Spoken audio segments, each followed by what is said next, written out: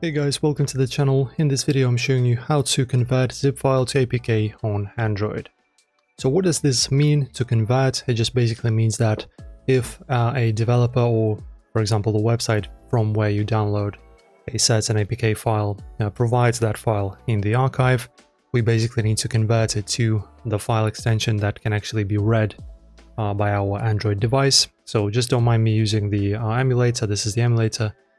It's going to be the same process on the phone, just maybe understand this as a tablet device or something. So firstly guys, we will need to of course go to our file manager. So whatever phone you have, you will always have a file manager.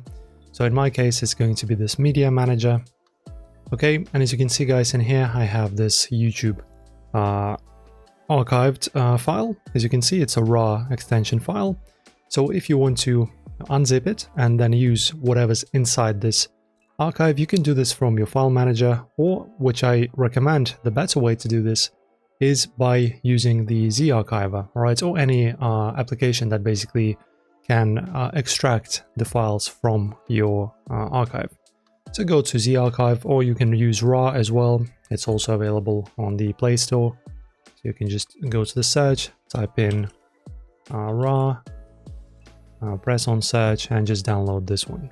Just install it, for example, and let me just walk you through how to do this. So just open it up, dismiss this, and now guys, I'm not really sure if there's a search here. So there's no search. Alright, so let us just use the Z archiver then. It has the search. So I'm just going to my device storage and I will type in YouTube like that. So this is going to be my archive.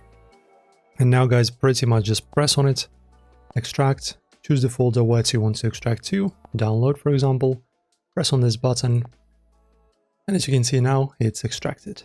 So guys, now you can just press on it, and if you want to install it, just install. That's pretty much it, pretty simple guys. If you enjoyed this tutorial, press like on it, and of course subscribe. If you have any questions, leave them down below. See you soon.